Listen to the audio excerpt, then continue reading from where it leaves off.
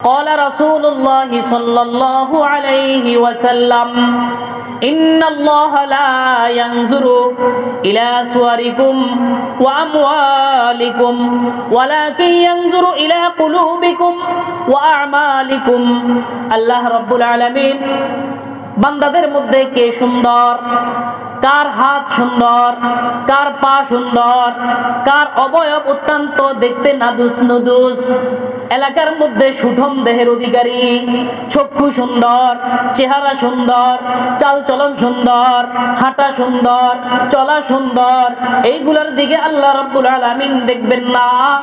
ওয়া আমওয়ালিকুম, কার পাঁচতলা বাড়ি আছে, কার সম্পদ সবচেয়ে বেশি, এই এলাকার মধ্যে সবচেয়ে ধনী কে, আল্লাহ রাব্বুল আলামিন না দেখবে চেহারার দিকে, না দেখবে সম্পদের দিকে।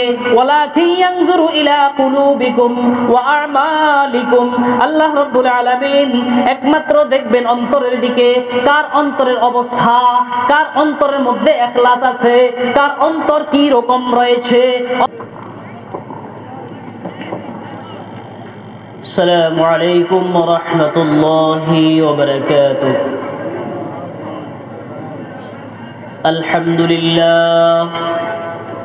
আলহামদুলিল্লাহ নাহমাদুহু ওয়া নাস্তাঈনুহু ওয়া নাস্তাগফিরুহু ওয়া নু'মিনু বিহি ওয়া নাতাওয়াক্কালু আলাইহি ওয়া নাউযু বিল্লাহি মিন শুরুরি আনফুসিনা ওয়া মিন সাইয়্যাতি আ'মালিনা।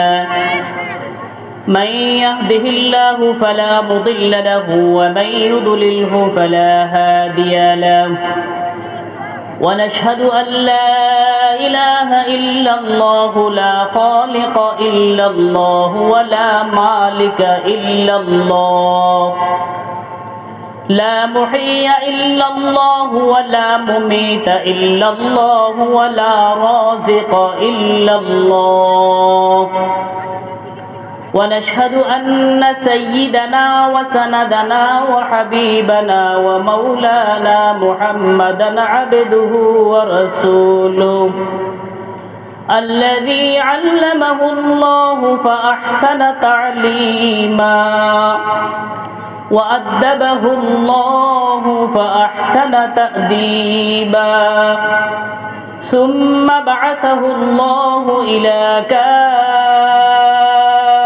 الناس معلما اللهم فصل وسلم عليه وعلى آله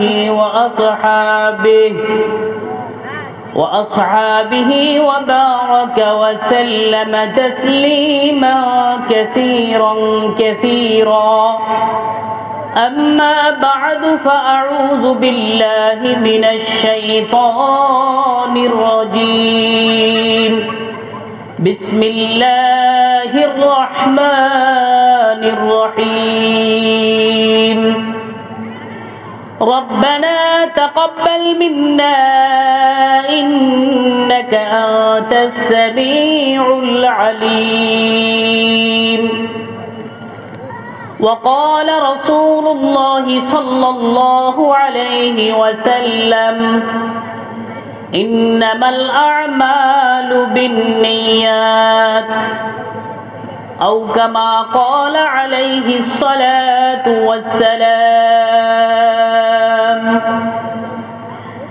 शराब मोहब्बत पिला दे खुदाया शराब मोहब्बत पिला दे खुदाया मोहब्बत की आतिश जला दे खुदाया मोहब्बत की आतिश जला दे खुदाया गुनाहों की कश्ती डुबा दे खुदाया तू दरियाए रहमत बहा दे खुदाया गुनाहों की कश्ती डुबा दे खुदाया तू दरियाए रहमत बहा दे खुदाया हर घड़ी देने को तू तैयार है, हर घड़ी देने के तू तैयार है, जो न मांगे उससे तू बेजार है, जो न मांगे उससे तू बेजार है। अल्लाहुम्मा सल्लि अला मुहम्मद व अला आलि मुहम्मद कमा सल्लैता अला इब्राहीम व अला आलि इब्राहीम इन्नका हमीदुम मजीद। अल्लाहुम्मा बारिक अला मुहम्मद व अला आलि मुहम्मद कमा बारकता अला इब्राहीम व अला आलि इब्राहीम इन्नका हमीदुम मजीद। सम्मानित उपस्थिति, मुअज्जज हाजिरीन, उपस्थित আমার প্রাণপ্রিয় যুবক ভাইয়েরা, এলাকার সর্বস্তরের মুরব্বিয়ানে আজম, পর্দার আড়ালে শ্রবণকারিণী সম্মানিতা মা বোনেরা, বাংলাদেশ মুজাহিদ কমিটি ও এলাকাবাসীর উদ্যোগে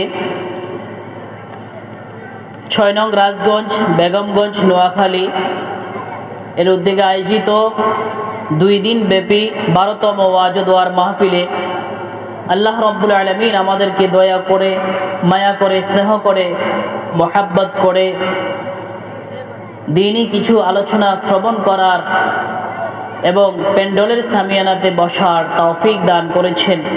এই জন্য সকলেই অন্তরের অন্তঃস্থল থেকে সে মহান রব্বুল আলামিনের দরবারে কালিমাতুশ শুকর জ্ঞাপন করি। সকলে বলি আলহামদুলিল্লাহ।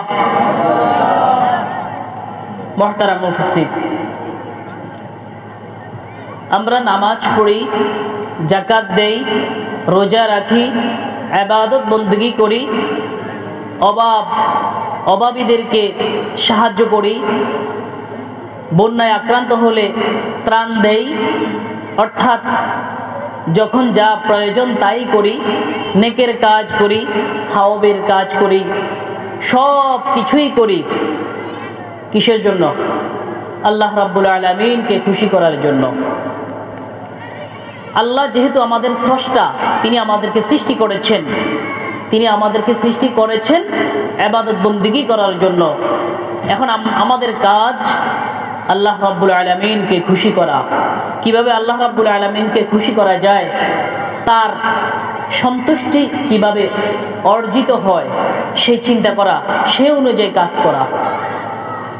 আল্লাহ রাব্বুল আলামিন আমাদেরকে পৃথিবীর জমিনে চলার জন্যে একখানি গ্রন্থ দিয়েছেন, আসমানি গ্রন্থ, পবিত্র আল কোরআন। কোরআন অনুযায়ী চলার জন্য আমাদেরকে নির্দেশ দিয়েছেন। এখন আমরা আমাদের স্রষ্টার যে ইবাদত বندگی করি, এই ইবাদত বندگی যে আমাদের কবুল হচ্ছে কি কবুল হচ্ছে না, আমাদের নামাজ, রোজা, হজ, যাকাত, মুআমালা, মুআশারা, লেনদেন, এগুলা কি হইতেছে কিনা? মুহতারাম হাজিরিন, আমি আপনাদের সামনে সেই বিষয়ে আলোচনা করব। মা তাওফীক ইল্লা বিল্লাহ, অর্থাৎ ইবাদত কবুল হওয়ার জন্য কি কি শর্ত শারায়েত রয়েছে। আমরা যে নামাজ পড়ি, আমরা যে রোজা রাখি, যাকাত দেই, ভালো ভালো কাজ করি, এগুলো কবুল হইতেছে কিনা সেই বিষয়ে আলোচনা। আমি কালামুল্লাহ শরীফের একখানা আয়াতের অংশ বিশেষ আপনাদের সামনে তিলাওয়াত করেছি। আল্লাহ রাব্বুল আলামিন বলেন, রব্বানা তাকাব্বাল মিন্না ইন্নাকা আনতাস সামিউল আলিম। আল্লাহ আমাদেরকে শিখাইয়া দিয়েছেন, রব্বানা তাকাব্বাল মিন্না, হে আমাদের প্রভু, আমাদের যত ইবাদত বندگی আছে, এগুলা দোয়া আছে, সব কিছু আপনি কবুল করেন। ইন্নাকা আনতাস সামিউল আলিম, নিশ্চয় আপনি সর্বশ্রোতা, সর্বজ্ঞানী। এরপরে আমি বুখারী শরীফের একখানা হাদিস আপনাদের সামনে তিলাওয়াত করেছি। হাদিস শরীফের মধ্যে আল্লাহ রাসূল বলেন, قال رسول الله صلى الله عليه وسلم إنما الأعمال بالنيات নুরানির ছোট ছোট বাচ্চারা 6 বছর 5 বছরের বাচ্চারা এটা জানে, অর্থাৎ সমস্ত কাজ নিয়ত অনুযায়ী হয়ে থাকে, নিয়ত অনুযায়ী কাজ হয়। আপনি বিশাল এক সওয়াবের কাজ করেছেন, কিন্তু আপনার নিয়তে ছিল না আল্লাহকে রাজি করার জন্য, আপনি করেছেন মানুষকে খুশি করার জন্য, তাহলে এখানে যাররা সমপরিমাণও কি হবে না, সওয়াব হবে না। মুহতারাম হাজিরিন, আমাদের ইবাদত বন্দেগী কবুল হওয়ার জন্যে কিছু শর্ত আছে। যেমন নামাজ পড়ার জন্য কিছু শর্ত আছে। নামাজ পড়ার জন্যে পাক পবিত্র হতে হয়, অজু করতে হয়, অর্থাৎ অজু করা ছাড়া নামাজ হয় না। নামাজ একটা ইবাদত, ইবাদতে মাকসুদা, সরাসরি ইবাদত, আর অজু হচ্ছে সরাসরি ইবাদত নয়। তো সুতরাং এই নামাজ কবুল হওয়ার জন্য যেমন অজুর প্রয়োজন, তদ্রূপ এই নামাজ কবুল হওয়ার জন্য, নামাজ আল্লাহ রাব্বুল আলামিন কবুল করার জন্য, রোজা কবুল করার জন্য, হজ, যাকাত, আপনার দান সদকা, এই মাহফিলে আসছি আল্লাহ রাব্বুল আলামিনকে খুশি করার জন্য, এগুলো কবুল হওয়ার জন্য সর্বপ্রথম আমাদের প্রয়োজন ঈমান। অর্থাৎ ঈমান সবার আগে। ঈমান থাকলে আপনি আপনার ইবাদত বন্দেগী কবুল হবে। প্রিয় উপস্থিতি, আমাদের অনেক লোক এমন আছে, হাদিসের মধ্যে এসেছে, সকালে মুমিন ছিল, সন্ধ্যায় সে কাফের, সন্ধ্যায় সে মুমিন, সকালে সে কাফের। অর্থাৎ এমন কিছু কথাবার্তা তার মুখ দিয়ে বের হয়, এমন কাজ সে করে যেটার কারণে তার ঈমান শেষ, কিন্তু সে নিজে বলতে পারবে না। সে কাফের, সে অমুসলিম, কিন্তু সারাদিন মসজিদে পড়ে থাকে, আল্লাহ রাব্বুল আলামিনের ইবাদত বন্দেগী করে, সব সময় করে, কিন্তু ইবাদত কবুল হয় নাই, হচ্ছে না। বিশেষ করে মা বোনদের লানত দেয়, অভিশাপ করে, কুফরি কালাম মুখে উচ্চারণ করে। কুফরি কালাম মুখে উচ্চারণ করলে, আল্লাহ রাব্বুল আলামিনের শানে এমন কথা বললে, এগুলোর মাধ্যমে ঈমান চলে যায়। যখন ঈমান চলে গেল, তার ইবাদত বন্দেগী কিছুই কবুল হচ্ছে না, সে ইবাদত বন্দেগী করতেছে। মুহতারাম হাজিরিন, হযরত আব্বাস রাদিয়াল্লাহু তাআলা আনহু এখনো মুসলমান হন নাই, এখনো ইসলাম গ্রহণ করেন নাই। তিনি বলেন যে আমরা কাবা শরীফের রক্ষণাবেক্ষণ করি, কাবা শরীফকে আবাদ করি, হাজিদেরকে পানি পান করাই, জমজমের পানি সরবরাহ করি। তালহা ইবনে শাইবা বলেন, কাবার চাবি আমাদের কাছে, আমরা ইচ্ছা করলে এখানে রাত্রি যাপন করতে পারি। সুতরাং মুসলমানদের তুলনায় আমরা এগিয়ে আছি আল্লাহ রাব্বুল আলামিনকে খুশি করার জন্য। কাবার রক্ষণাবেক্ষণের মতো এত বড় সওয়াবের কাজে আমরা এগিয়ে আছি, মুসলমানদের থেকে আমরা এগিয়ে আছি। দুজন এখন ইসলাম গ্রহণ করে নাই। তারা কাবার দেখাশোনা করে, হাজিদেরকে পানি পান করায়, কাবার চাবি তাদের কাছে, এত বড় খেদমত ইসলামের তারা করছে। তাদের দিলের মধ্যে এটা আসলো যে আমরা এত বড় সওয়াবের কাজ, মুসলমানদের থেকে আমরা এগিয়ে আসছি। আল্লাহ রাব্বুল আলামিন তাদের এই কথার জবাব দেওয়ার জন্য কোরআনের আয়াত নাজিল করেছেন। সূরা তাওবার 19 নম্বর আয়াত আল্লাহ রাব্বুল আলামিন নাজিল করে তাদেরকে, যারা এখনো মুসলমান হন নাই, কাফের, তাদেরকে আল্লাহ তাআলা উত্তর দিচ্ছেন। আল্লাহ তাআলা বলেন, আজআলতুম সিকায়াতাল হাজ্জি ওয়া ইমারাতাল মাসজিদিল হারামি কামান আমানা বিল্লাহি ওয়াল ইয়াউমিল আখির ওয়া জাহাদা ফি সাবিলিল্লাহ লা ইয়াস্তাউনা ইনদাল্লাহ। আল্লাহ রাব্বুল আলামিন বলেন, আজআলতুম সিকায়াতাল হাজ, তোমরা হাজিদেরকে পানি পান করাও। ওয়া ইমারাতাল মসজিদিল হারাম, মসজিদে হারামের রক্ষণাবেক্ষণ করো। তোমরা মনে করো, তোমরা ওই সমস্ত লোকদের বরাবর মনে করো কামান আমানা বিল্লাহ, যারা আল্লাহ রাব্বুল আলামিনের উপর ঈমান আনয়ন করেছে, মুমিন হয়েছে, ওয়াল ইয়াউমিল আখিরি, কিয়ামত হবে এটার উপর ঈমান আনয়ন করেছে, ওয়াজাহাদা ফি সাবিলিল্লাহ, আল্লাহ রাব্বুল আলামিনের জিহাদে, আল্লাহ রাব্বুল আলামিনের রাস্তায় জিহাদ করে, তাদের সমতুল্য তোমরা নিজেদেরকে মনে করো? আল্লাহ রাব্বুল আলামিন নিজে উত্তর দেন, লা ইস্তাউনা ইনদাল্লাহ, কখনোই না, কখনোই ঈমান আনয়ন করার আগ পর্যন্ত আমার মুমিন বান্দাদের সমতুল্য তোমরা কাফেররা কখনোই হইতে পারবে না। দেখেন এত বড় ইসলামের খেদমত করতেছে, আমরা তো চেষ্টা করি যদি আমি কাবা শরীফের একটু ধুলাবালি ঝাড়ু দিতে পারতাম তাহলে আমার নাজাত হয়ে যেত, আমার নাজাতের জন্য এতটুকু যথেষ্ট হতো।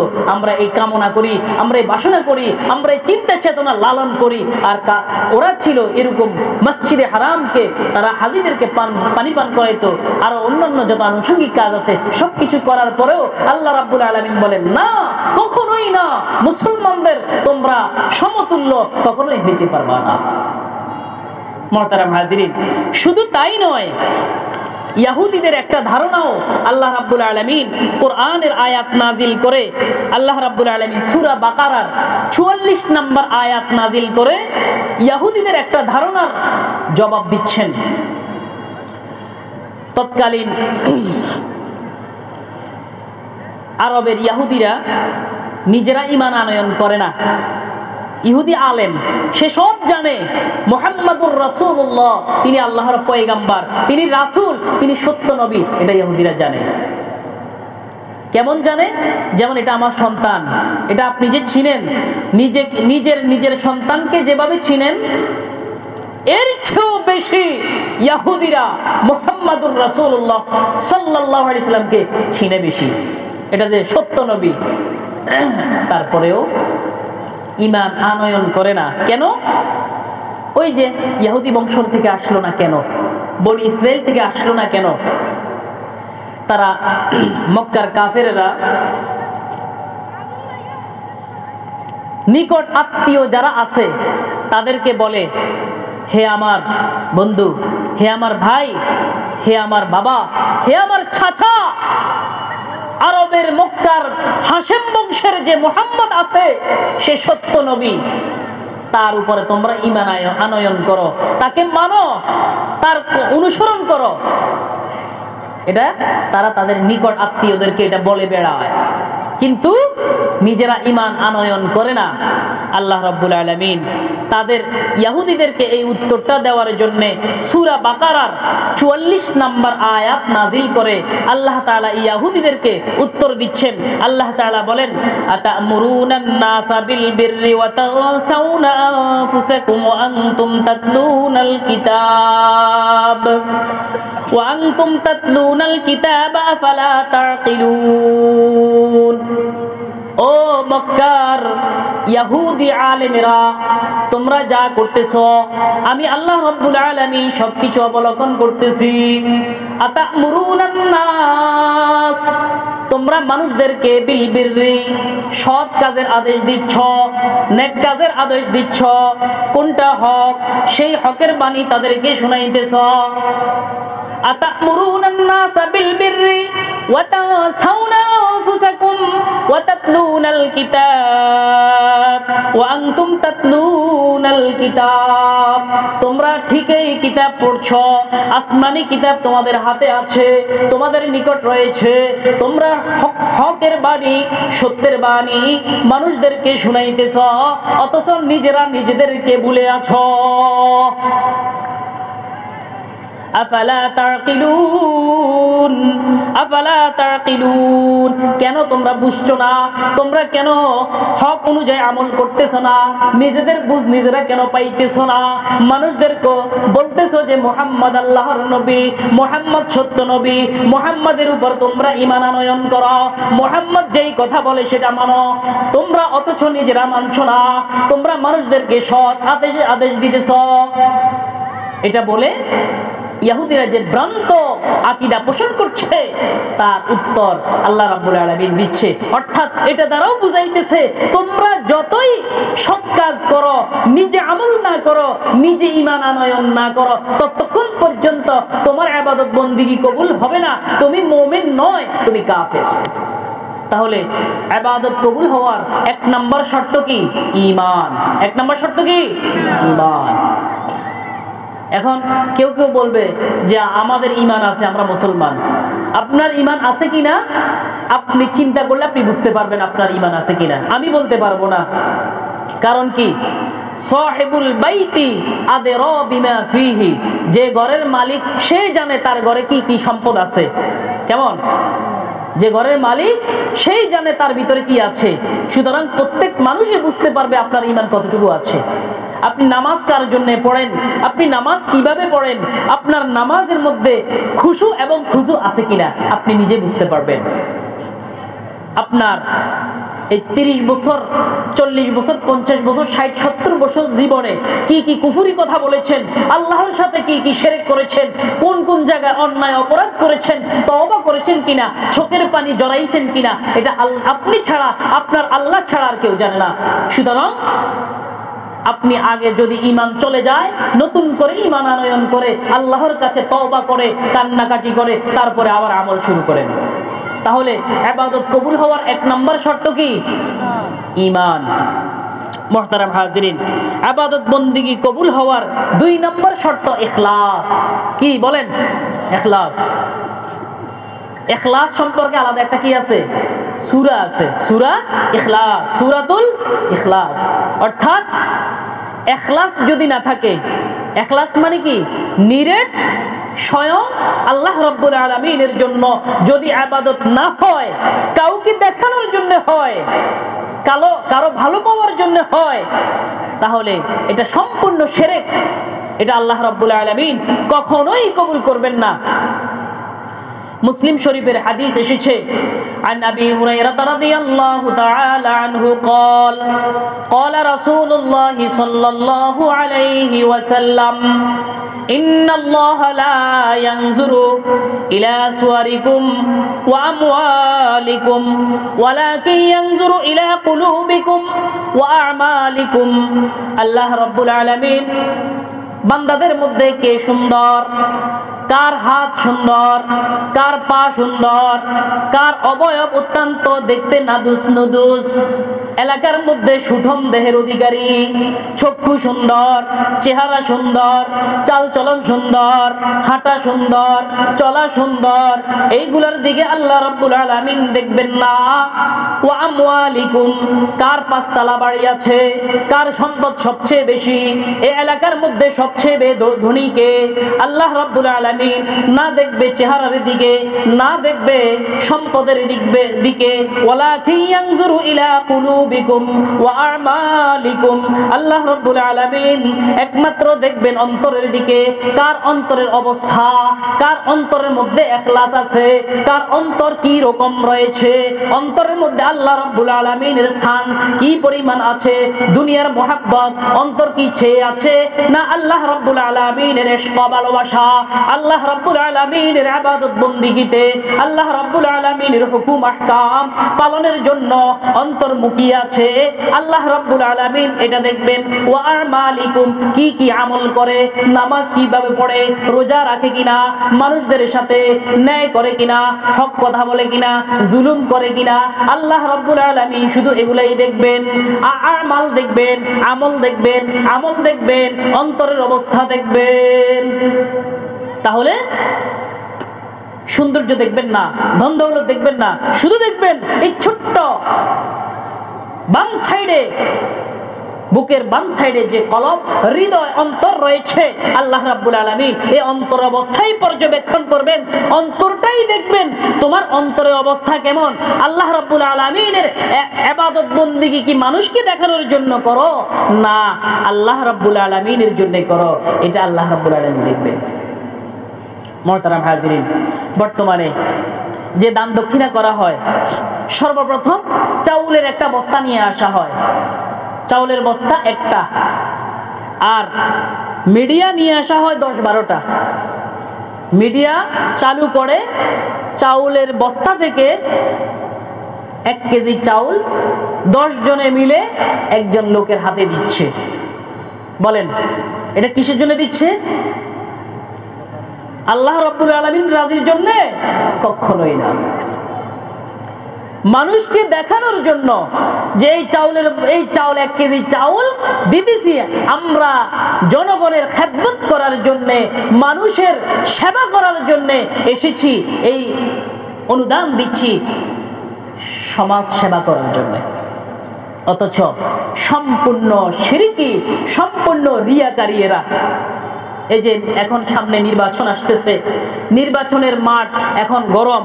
বড় বড় নেতারা যারা নামাজের খবর নাই, রোজার খবর নাই, বিশাল বড় বড় সুদের সাথে জড়িত, ঘুষের সাথে জড়িত, বড় বড় অন্যায় জুলুমের সাথে জড়িত, তারা নির্বাচন আসলে সামান্য কিছু ত্রাণ অনুদান ক্যামেরার সামনে দিয়া, আবার কেউ কেউ নেতা আছে পরে নিয়েও নেয়, আছে কিনা, দিয়া মানুষকে দেখায়, দেখো মানুষদেরকে দিচ্ছি, দান করতেছি, সবাইরে জানাই দেয়। এটা হচ্ছে সম্পূর্ণ রিয়া, লৌকিকতা। এটা সম্পূর্ণ, এটা যে করবে তার ঈমান থাকবে না, এটা শিরকি। এটা আমার কথা নয়, হাদিস শরীফের মধ্যে এসেছে, আহমদ মুসনাদে আহমদ এসেছে, আন শাদ্দাদ ইবনে আউস রাদিয়াল্লাহু তাআলা আনহু قال, হযরত শাদ্দাদ ইবনে আউস রাদিয়াল্লাহু তাআলা আনহু থেকে বর্ণিত, قال রাসূলুল্লাহ সাল্লাল্লাহু আলাইহি ওয়াসাল্লাম, আল্লাহর রাসূল সাল্লাল্লাহু আলাইহি ওয়াসাল্লাম বলেন, মান সাল্লা ইউরাই ফাকাদ আশরাক, যেই ব্যক্তি নামাজ পড়েছে, মান সাল্লা ইউরাই ফাকাদ আশরাক, যে নামাজ পড়েছে এই নামাজের মাধ্যমে একজনকে দেখাবে, মানুষকে দেখানোর জন্য, মানুষকে লৌকিকতার জন্য নামাজ পড়েছে, ফাকাদ আশরাক, সে যেন শিরক করলো। ওয়ামান সামা ইউরাই ফাকাদ আশরাক, যে রোজা রাখলো মানুষকে দেখানোর জন্য, অমুকে বলবে আমি রোজাদার, সে যেন শিরক করলো। ওয়ামান তাসাদ্দাকা ইউরাই ফাকাদ আশরাক, যে সদকা করলো, দান করলো, মানুষদেরকে কিছু দিল অন্য মানুষকে দেখানোর জন্য, যে মানুষ আমাকে দানবীর বলবে, মানুষ আমাকে বলবে সমাজ সেবক, বিশিষ্ট অনুদানকারী, বিশিষ্ট দানবীর, মানুষের কাছে আমি একটা গ্রহণযোগ্যতা পাবো, নির্বাচনে আমি ভোট পাবো, মানুষ আমাকে ভোট দেবে, এই আশায়, এই ভরসায়, এই পরিকল্পনায় কেউ যদি কাউকে দান করে, সে যেন শিরক করলো। শিরক করলে তাকে বলা হয় মুশরিক। যে মুশরিক, তার ঈমান নাই, ঈমান চলে যাওয়ার পরে যদি নামাজ পড়ে, রোজা রাখে, হজ করে, যাকাত দেয়, যত রকমের ইবাদত বন্দেগী করে, কিচ্ছুই তার কবুল হবে না, কারণ তার ঈমান চলে গেছে। মানুষকে দেখানোর জন্য আল্লাহ রাব্বুল আলামিন বলবে, কাল কিয়ামতের ময়দানে আল্লাহ রাব্বুল আলামিন বলবে, ও আব্দুল খালেক, অমুক দিন অমুক ব্যক্তিকে যে অনুদান দিয়েছিলা, আমি আল্লাহ রাব্বুল আলামিনকে রাজি এবং খুশি করার জন্য দাও নাই, তুমি রাজি খুশি করার জন্য দিয়েছ।